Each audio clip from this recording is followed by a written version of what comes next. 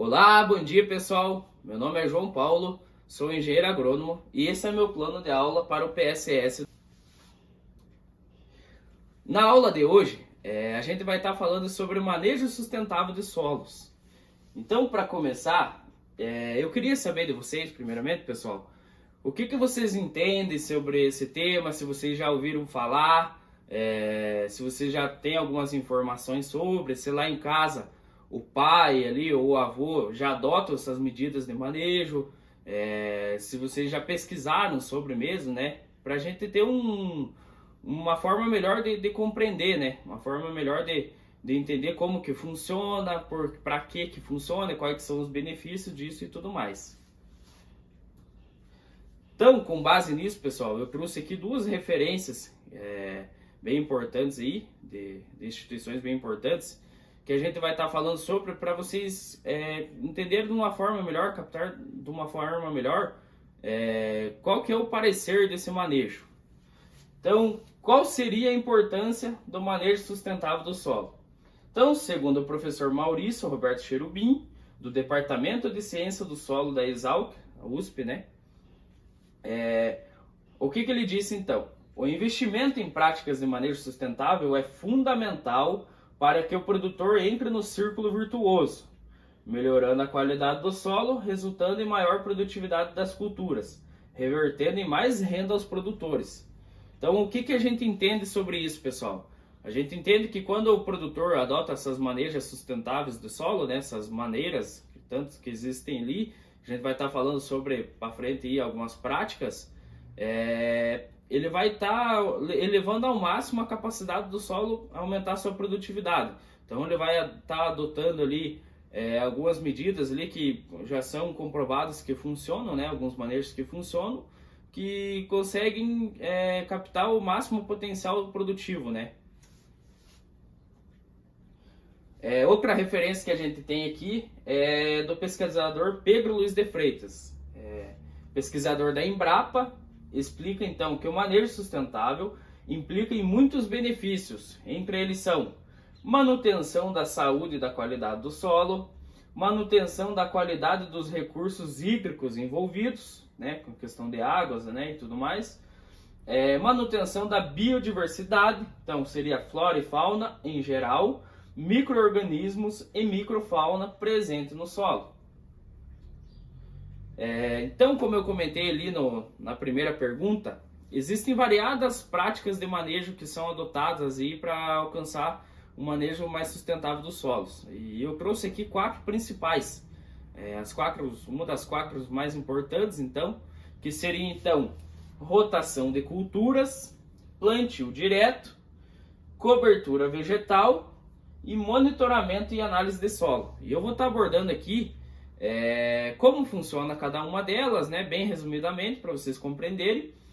E eu vou estar falando também, vou estar fazendo uma atividade com vocês, de algumas fotos e tudo mais, para vocês verem um pouco mais na prática como que é cada parte desse manejo.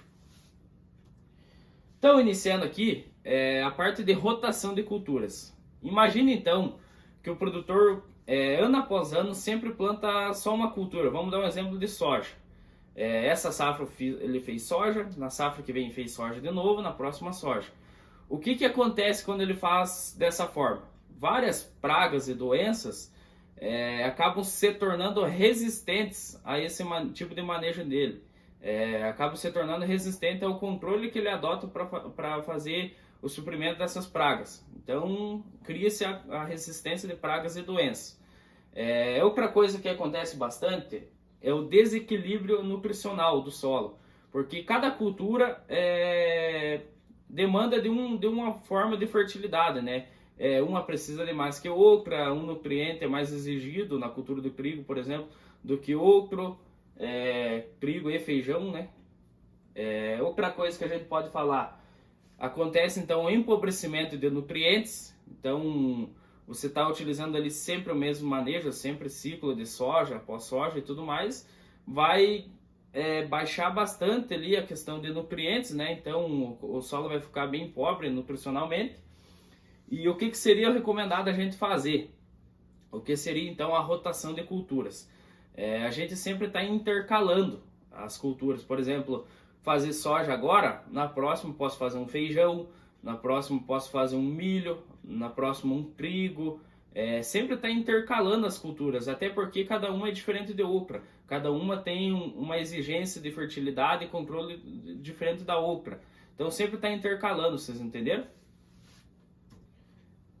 Outra coisa que a gente pode citar aqui então é o plantio direto. É um manejo aí que está criando bastante repercussão, né? Os produtores estão adotando bastante essa maneira de manejo, que seria então o quê? Você está fazendo o plantio, por exemplo, de um milho em cima da cultura do trigo que foi colhida. Por exemplo, foi colhido um trigo, fica ali aquela palhada sobre o solo. Não precisa você revolver o solo, você limpar aquele solo, gradar ele. Pode entrar com plantio direto sobre a palhada. Quais então que seriam os benefícios disso? O solo, quando ele está protegido por uma palhada, evita ao máximo o problema com erosão. A erosão é aquelas crateras que acontecem no solo que é causado pelo excesso de chuvas.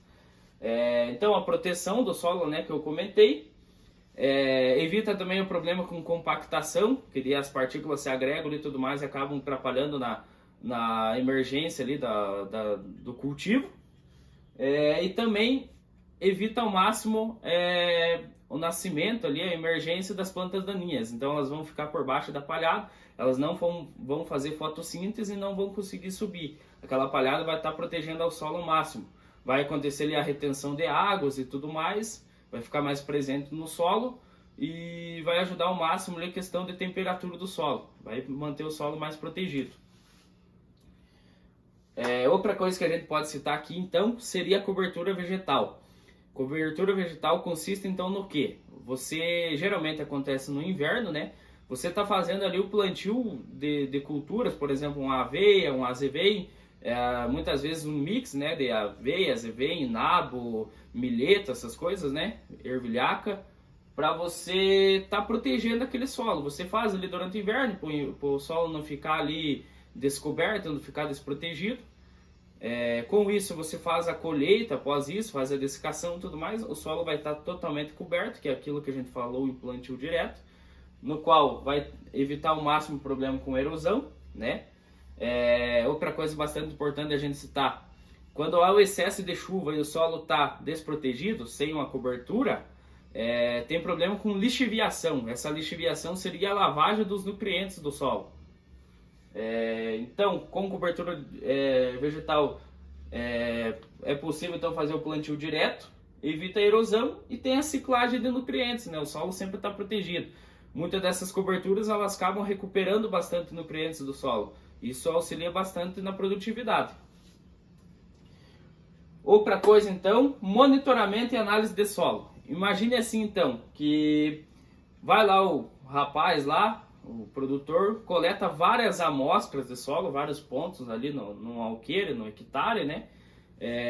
Coloca num pacotinho, com esses pacotinhos ele leva para o laboratório. No laboratório eles vão distinguir, vão dar o resultado, qual é a qualidade daquele solo, quais seriam os macro e micronutrientes presentes naquele solo. Com base nisso você tem uma noção de qual a fertilidade você vai estar utilizando, se alguns pontos exigem fertilidade ou não, como que está a situação daquele solo. Então esse é bem tranquilo.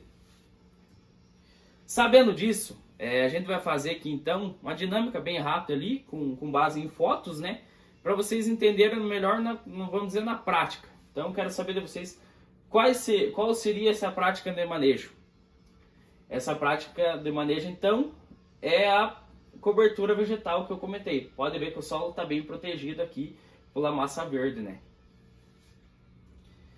Essa então bem fácil, eu até coloquei o círculo ali para vocês compreenderem melhor.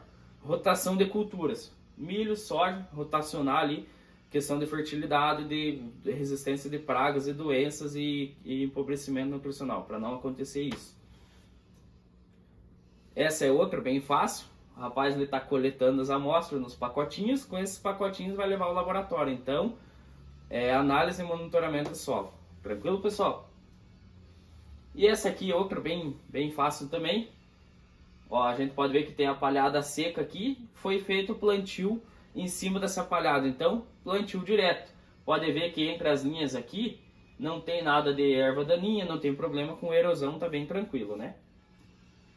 Com base nisso, pessoal, eu vou dar uma atividade de casa para vocês que vai ser o seguinte. Geralmente o pessoal fala mão na massa, aqui com a gente vai ser mão na terra. Eu quero que vocês se dividam em 4 grupos. Cada grupo vai falar sobre um tema que a gente abordou na aula de hoje. Com isso, vocês vão estar fazendo uma maquete para a gente trazer daqui a um mês, para a gente estar apresentando no saguão ali da escola, para vocês entenderem como funciona mais na prática. Qualquer dúvida, qualquer informação, qualquer ideia, podem me trazer, podem questionar comigo. Tem algumas ideias também para passar para vocês. Estou aberto a qualquer discussão, pessoal. Tranquilo? Muito obrigado. Esse é o nosso tema da aula de hoje. Valeu, pessoal. Até mais. Tchau, tchau.